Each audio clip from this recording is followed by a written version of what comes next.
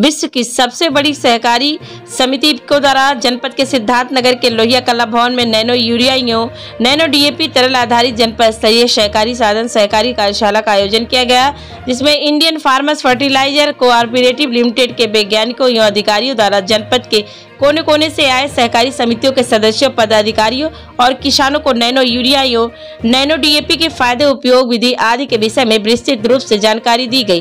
कार्यशाला में बतौर मुख्य अतिथि मौजूद रहे उत्तर प्रदेश के सहकारी मंत्री जीपीएस राठौर ने नैनो उर्वरक के विषय में जानकारी देते हुए बताया कि प्रधानमंत्री मोदी द्वारा साधन सहकारी समितियों को पुनर्जीवित करने के लिए पहली बार केंद्र में सहकारिता मंत्रालय बनाया गया। साथ ही सहकारिता बिल भी लाया गया, जिससे देश के अधिक से अधिक किसानों को सहकारी समितियों से जोड़कर उनको इसका लाभ दिया जाए और उनकी आय में वृद्धि किया जा सके। इसके अलावा दिवालिया होने के कगार पर खड़े जिला सहकारी बैंकों को भी भारी बजट देकर जीवित किया गया है, जिससे किसानों के डूबे पैसे उन्हें वापस किए जाए। साथ ही उन्होंने किसानों को संबोधित करते हुए कहा कि बिना किसी दरवा संकोच के किसान भाई जिला सहकारी बैंकों में अपने खातों का संचालन सुचारू रूप से कर सकते हैं। सहकारिता मंत्री ने इफको की प्रशंसा करते हुए कहा कि 1962 में जिस अमेरिका ने नैनो तकनीक की इजाद की थी, आज उसी अमेरिका को इफको के द्वारा बनाए गए नैनो उर्वरकों को निर्यात किया जा रहा है, जो हमारे देश के लिए एक बड़ी उपलब्धि है।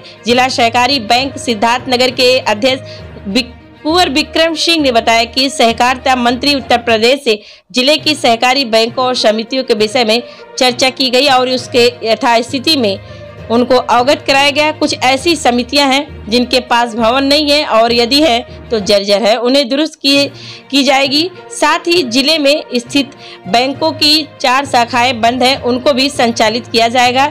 सरकार का रोड मैप तैयार हो गया है। ऐसा है कि माननीय प्रधानमंत्री जी ने केंद्र सरकार में पहली बार एक सहकारिता मंत्रालय का गठन किया और देश के सबसे ताकतवर नेता माननीय अमित शाह जी को उसका मंत्री बनाकर अपने इरादे स्पष्ट कर दिए कि सहकारिता को वो कहां तक ले जाना चाहते हैं। सहकारिता को देश में एक जन आंदोलन का रूप देकर एक एक किसान भाई को उसके जोड़कर और इस अर्थव्यवस्था में आमूलचूल परिवर्तन करना चाहते हैं। जब एक एक किसान इस अर्थव्यवस्था से जुड़ेगा तभी ये देश $5 ट्रिलियन की इकोनॉमी बनेगा, तभी ये देश आर्थिक रूप से विश्व की तीसरी सबसे बड़ी अर्थव्यवस्था बनेगा, तभी ये प्रदेश $1 ट्रिलियन की इकोनॉमी बनेगा।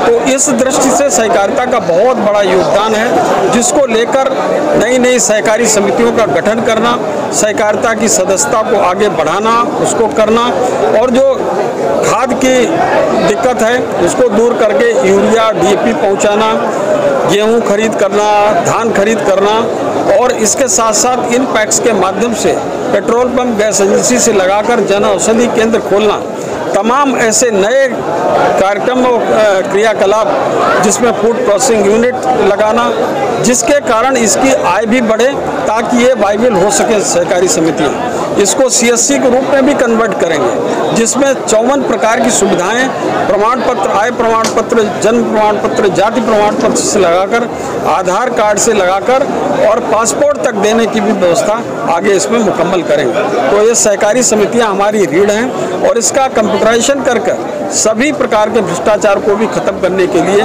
माननीय अमित शाह जी ने योजना बनाई है।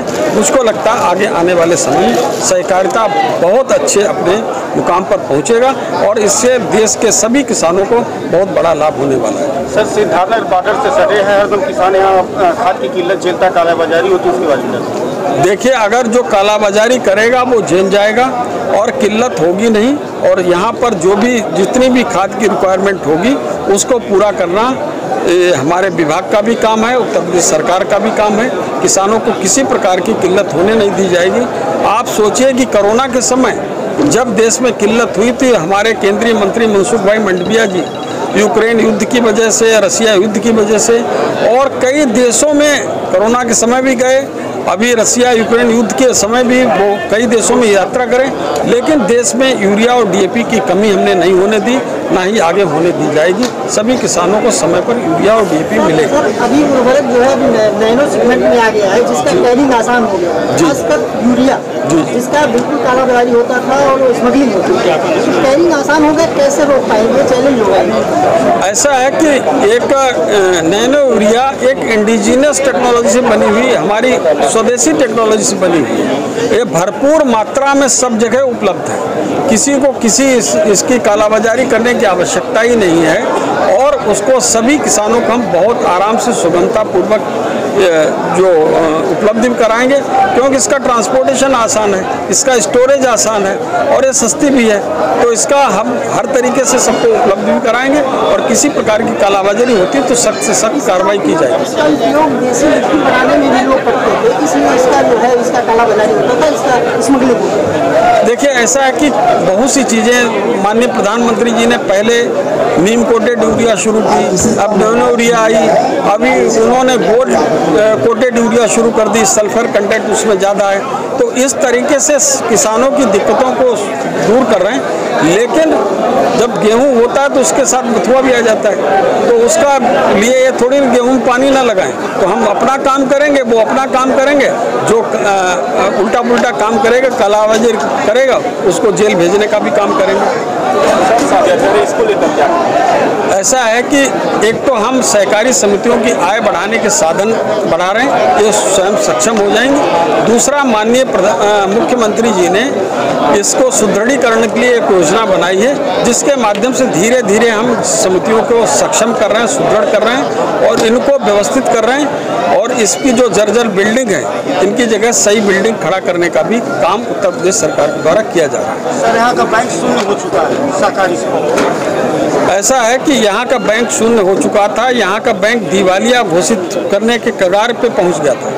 रिजर्व बैंक ऑफ इंडिया ने इसका लाइसेंस निरस्त कर दिया था, लेकिन उत्तर प्रदेश सरकार ने पहल करके यहाँ के बैंक को जितना भी पैसा जरूरत थी वो उसको दिया गया और आगे भी जो भी आवश्यकता होगी वो दिया जाएगा और सभी खातेदारों को ससमय पैसा दिया जाएगा ऑन डिमांड। अगर कोई खातेदार आता है कि हमारा इतना पैसा बैंक जमा है तो उसको उसी समय उसी दिन पैसा दिया जाएगा, ये सुनिश्चित कर दिया गया।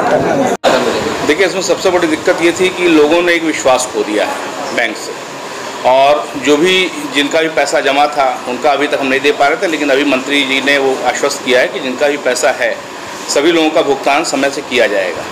और इसमें जो नेट बैंकिंग के थ्रू जो भी प्राइवेट बैंक में सुविधाएं होती हैं, मेन है जैसे आपका नेट बैंकिंग हो गया, ATM कार्ड हो गया, डेबिट कार्ड हो गया, क्रेडिट कार्ड हो गया, मल्टीसिटी चेक हो गया, इन सभी चीज़ों को आने वाले समय में जो भी और बेहतर से बेहतर सुविधा हो सकती है बैंक के लिए, वो हम प्राइवेट बैंकों की तरह इसमें शुरू करेंगे ताकि ग्राहक हमारी तरफ आकर्षित हों और हमारे यहाँ नया खाता खुलवाएं और हमारा बैंक आगे बढ़े। ज़्यादा से ज़्यादा अभी हमारा जो सबसे बड़ा फोकस है वो सबसे ज़्यादा है कि हम कृषि ऋण, ज़्यादा से ज़्यादा कृषि ऋण, इस वर्ष हमने लक्ष्य रखा है 40 करोड़ रुपए का इस जिले में कृषि ऋण बांटने का।